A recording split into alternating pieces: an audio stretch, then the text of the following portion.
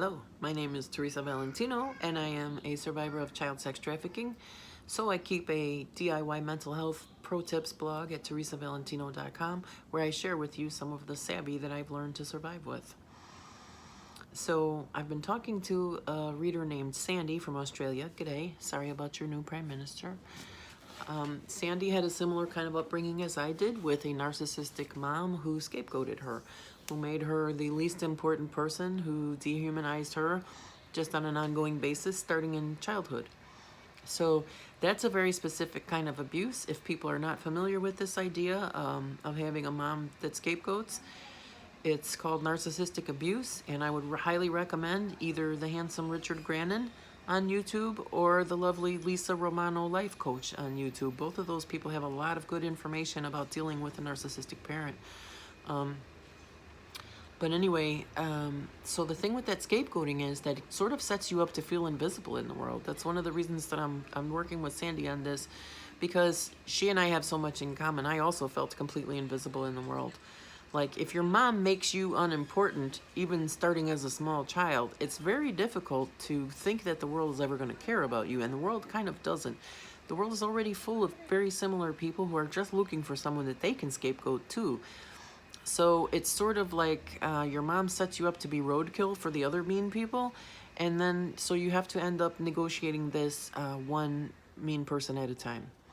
So basically, another thing that Sandy said that really hit home for me is the same feeling like this. These are all just needless conflicts, you know what I mean? Like, every time someone at a laundromat wants to antagonize me in some way, like insists on taking the cart that I'm using or whatever, that to me just feels very needless. Like, there are plenty of other ways that person could meet their needs without harassing me. You know what I mean? Don't bother me. Just go ahead and do what you need to do. You know, most of the time when I have to get into an ugly situation with a stranger, it's something of that sort, where someone is just really out of line because they don't know how to be in line for whatever reason.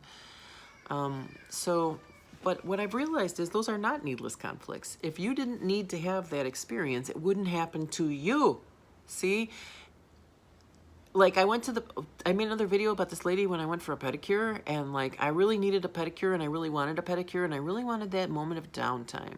So, what I did not want was to have her scolding me about that I had missed a month of coming in and that my toenails were grossing her out or something, you know what I mean? Judging me about the way my feet look, which she can just forget herself. That's such nonsense. So wrong all the way around, right? But I actually put up with it because I wasn't trying to have that experience, right?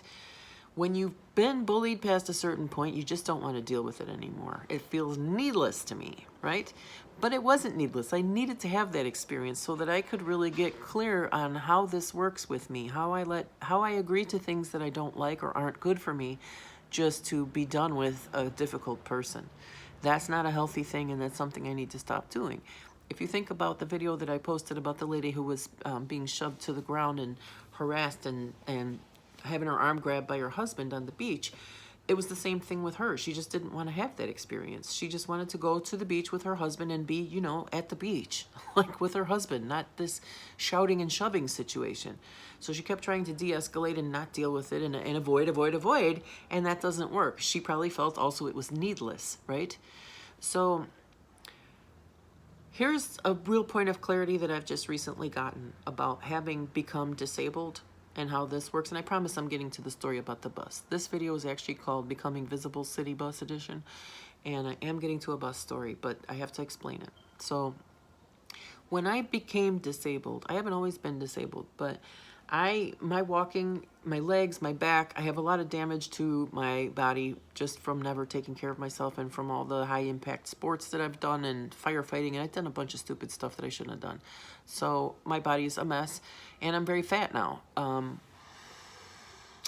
So becoming disabled, like when I first couldn't really walk around, I really needed this walker, and it took me almost 9 months to get it because of the hassle and aggravation of the Medicare system, which thank God I have Medicare. Like, so many people in my country don't have anything, but even it can be a real super challenge even when you do have Medicare.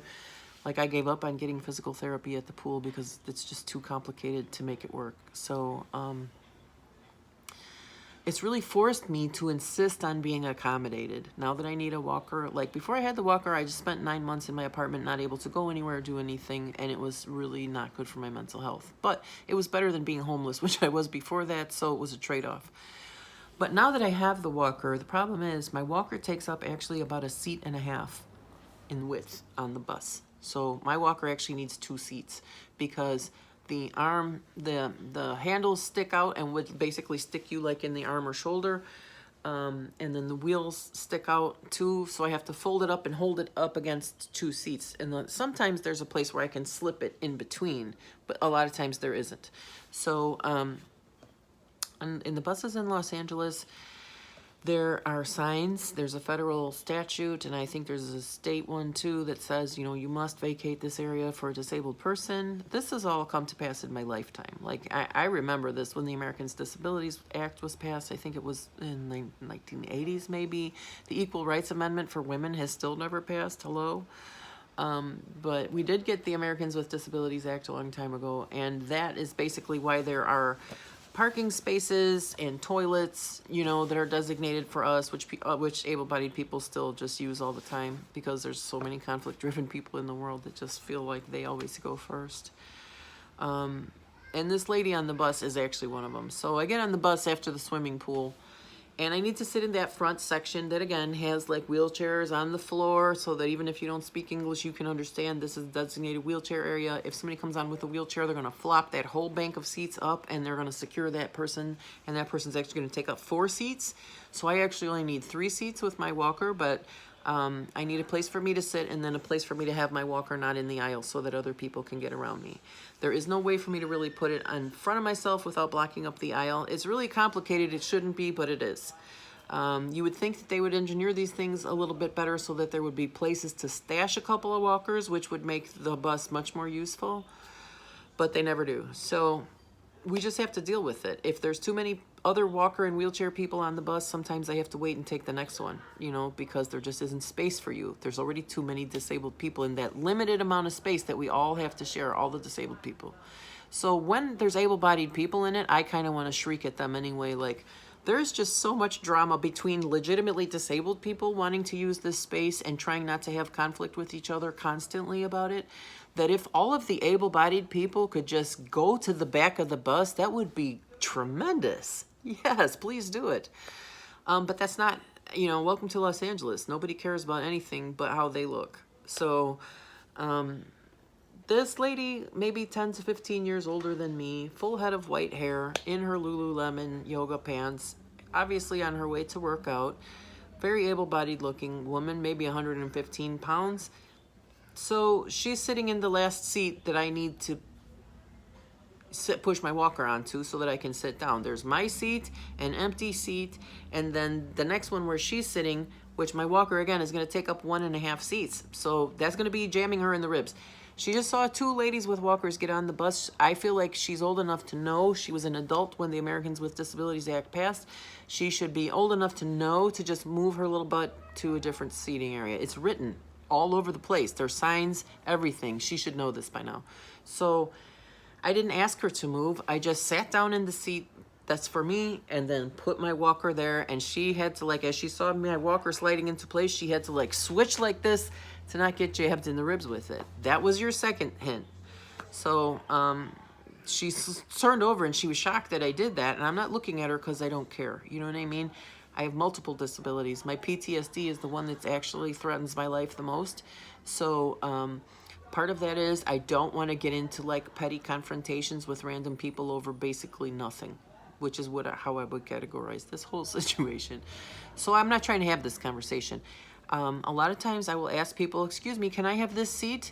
And they just look at me like, how dare you? You know what I mean? Like, asking someone to get up and move out of their seat is an actual confrontation. You know what I mean? And people handle it differently at different times. It is not uncommon for me to ask an able-bodied working age man if I can have the seat in the disabled section that he's sitting in and have him look at me like he's going to punch me in the face.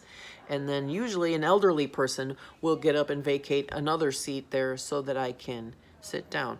Why the bus drivers don't stand up for us in those situations, I guess they don't want to get their asses beaten either. So basically, this lady was just shocked and horrified that I shoved my walker into place without asking her permission. Sweetie, it's a half-empty bus. Please just move, you know. I'm not going to ask her to do it. I don't feel like talking to her right now. I feel like sitting in the disabled section that is designated for me. It's the only place I can sit on this bus, literally. So, she says, "Can't you put that somewhere else?" And I said, "No, ma'am, not really." "Well, it's in my way." "You're in the disabled seating area." And then the bus just continued rolling forward. And then at some point, she put her hand on the handle of my walker, which is about here in her chest. And it's a half-empty bus, goddammit. Just go sit in one of the many open seats. And she shoved it towards me like she's going to just shove it straight into me. And I just shoved it right back without looking at her. Shoved it right back into place because I'm much bigger and stronger than her. So I just shoved it right back into place. And she goes, "This is in my way. You need to move this." And I said, "You're in the disabled seating area." Just like talking to a small child or an animal, you just keep saying the same words in the same tone until they track. That's all you got to do. "You're in the disabled seating area." And at this point, the bus driver had stopped the bus and was looking in the mirror like, am I going to have to intervene, or is this stupid woman going to figure it out? So at that point, I guess some light bulb came on in her head. Like, I had never made eye contact with her, which feels amazing to me.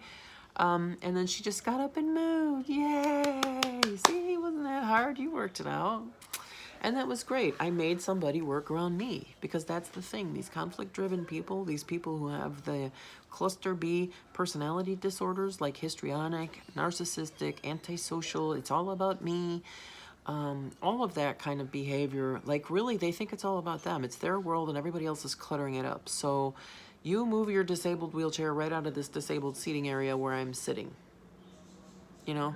So basically, that was a win for me in that I forced someone else to make me visible. I don't feel like I'm interested in giving teachable moments to women who are older than me, honestly. I feel like even white people are tired of white people's crap at this point, basically. I didn't raise any of these individuals. I didn't give birth to them. It's not my job to fix them. It's not my job to teach adults like what the wheelchairs on the floor of the bus mean. You know, I just want to go to and from. I don't want to, I don't feel like it's necessary for me to educate all these people, but obviously it is, or they wouldn't be showing up in my life. I'm planning to make a separate video for Sandy about recognizing your higher self, what your higher self wants from you, and this is what it looks like. When you think that something is needless, you are only incorrect, because if you are experiencing it, your higher self has placed it there. That's what it means to always seek a positive meaning in any experience, no matter how tedious or crappy it may be, is to recognize that there is some way for you to become a healthier, happier, and more positive person as a result of having had this interaction or experience. And that's what happened there. Because, you know, if you think about it, at some point that woman did, like when I said, I think the second or third time, "You're in the disabled seating area." I just said it like with a computer voice. "You're in the disabled seating area."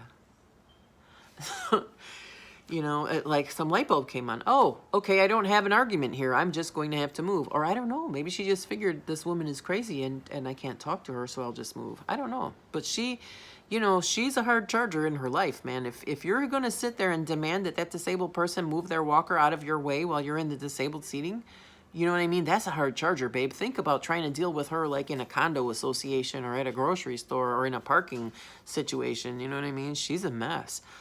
So that was, you know, I've never thought about this before, but I have to wonder, when was the last time somebody else made that woman work around them? Probably not that much. She seems like kind of a wealthier white lady. I'm a little surprised she's on the bus. But a lot of times those people are surprisingly cheap too. Anyway, so yeah, that was a win, and she learned something too. She, you know, had a different experience of humanity where it wasn't all about her for a moment, and I think that was really healthy for her, no matter what she consciously grasped from it.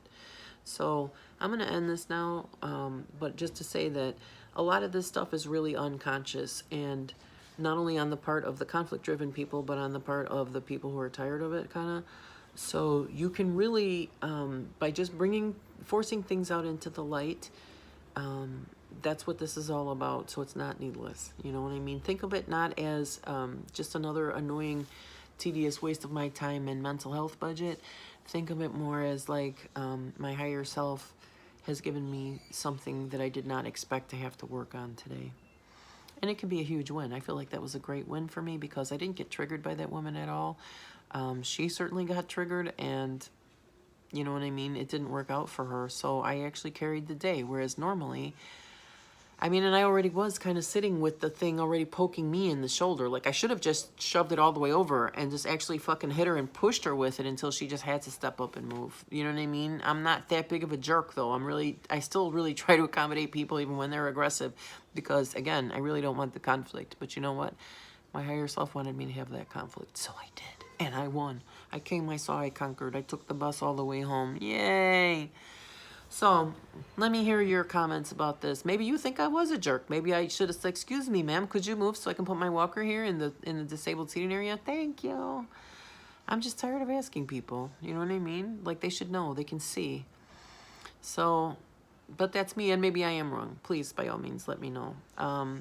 Comment, rate, like, subscribe. And hey, my book, Dear Jimmy, What a Child Trafficking Survivor Wishes You Knew, is coming out on Amazon on October 3rd. I have exactly 0 people signed up to read it, so that's awesome. But I know that my readers are out there somewhere, and I will find you guys at some point, all right? So keep watching this blog and the other blog for more mental health DIY pro tips, and I'll see you there.